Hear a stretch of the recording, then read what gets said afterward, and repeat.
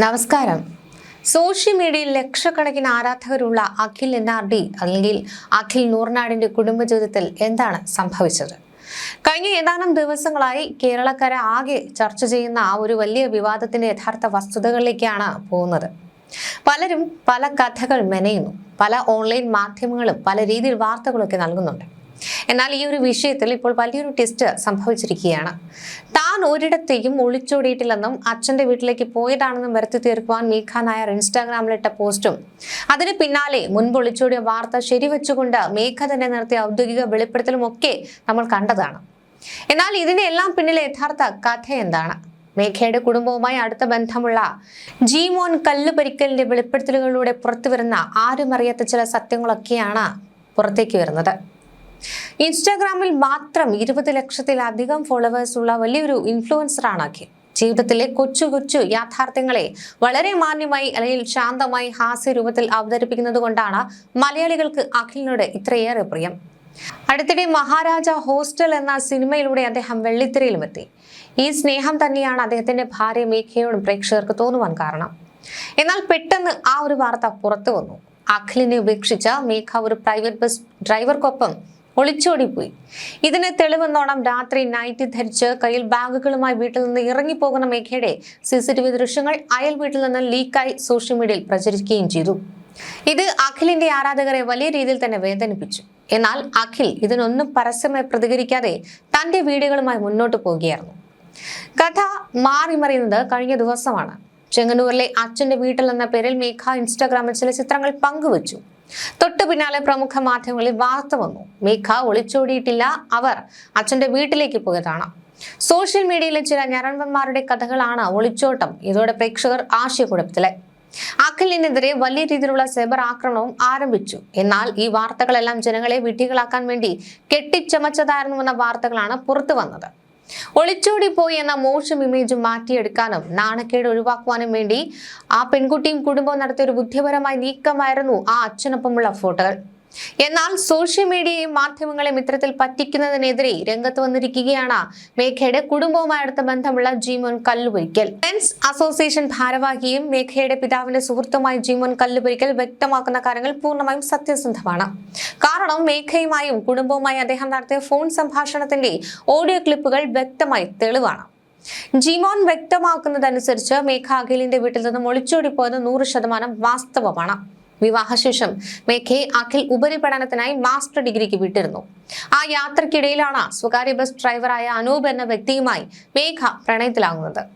അഖിലിന്റെ വീട്ടിലെ സാഹചര്യങ്ങളുമായി പൊരുത്തപ്പെടാൻ സാധിക്കുന്നില്ലെന്നും താൻ അവിടെ അൺഹാപ്പി ആണെന്നും മേഘ മുൻപ് പിതാവിനോട് പറഞ്ഞിരുന്നെങ്കിലും ആരും അത് കാര്യമാക്കിയില്ല. ഒടുവിലാണ് മേഘ അനൂപിനൊപ്പം ഇറങ്ങിപ്പോകാൻ തീരുമാനിക്കുന്നത്. ഇപ്പോൾ പ്രചരിക്കുന്നത് പോലെ മേഘ അനൂപിനെ ഉപേക്ഷിച്ച് തിരിച്ചു വന്നിട്ടൊന്നുമില്ല. അനൂപിന്റെ വീട്ടിൽ തന്നെയാണ് ഇപ്പോഴും താമസം.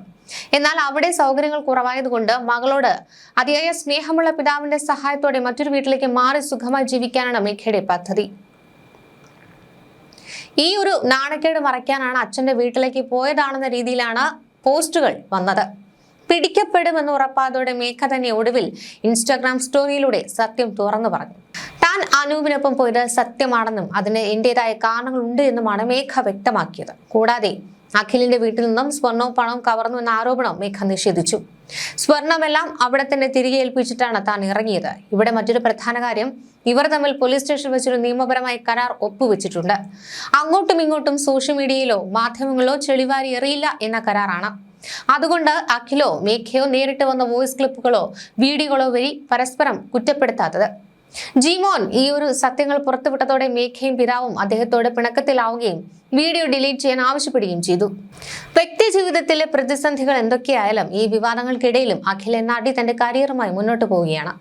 സൗഹൃദങ്ങളെ ചൂഷണം ചെയ്യുന്നവരെ ട്രോളിക്കൊണ്ട് ചിരിച്ചേ എന്ന ക്യാപ്ഷനോടെ അഖിൽ പങ്കുവച്ച വീഡിയോയും സോഷ്യൽ മീഡിയയിൽ തരംഗമായിരുന്നു. ആരാധകർ പൂർണ്ണ പിന്തുണയുടെ അഖിലിനൊപ്പമുണ്ട്. രണ്ടുപേരുടെ വ്യക്തിപരമായ തീരുമാനങ്ങൾ അവർക്ക് വിട്ടുകൊടുക്കുമ്പോഴും മാധ്യമങ്ങളെയും ജനങ്ങളെയും തെറ്റിദ്ധരിപ്പിക്കുന്ന നീക്കങ്ങൾ സോഷ്യൽ മീഡിയയിൽ വിലപ്പോകില്ലെന്ന് വ്യക്തമാക്കുന്നതാണ് ഈ വെളിപ്പെടുത്തലുകൾ. ഇവിടെയും തീരുന്നില്ല. മേഘ തന്റെ ഇൻസ്റ്റാഗ്രാം സ്റ്റോറിയിൽ സുഹൃത്തുക്കൾ എന്ന് പറഞ്ഞു നടക്കുന്നവർ പലതും പറയും, അത് വിശ്വസിക്കരുത് എന്ന് കുറിച്ചതോടെ സോഷ്യൽ മീഡിയ വിരൽ ചൂണ്ടിയത് അഖിലിന്റെ അടുത്ത സുഹൃത്തായ സായ് കൃഷ്ണയ്ക്ക് നേരെയായിരുന്നു. എന്നാൽ ഇതിന് തൊട്ടു പിന്നാലെ അതിശക്തമായ പ്രതികരണവുമായി സായ് കൃഷ്ണ തന്നെ രംഗത്ത് വന്നു. ഒരു ഓൺലൈൻ ന്യൂസിന് നൽകിയ പ്രത്യേക അഭിമുഖത്തിൽ സായി പല കാര്യങ്ങളും വെട്ടിത്തുറന്ന് പറയുകയായിരുന്നു.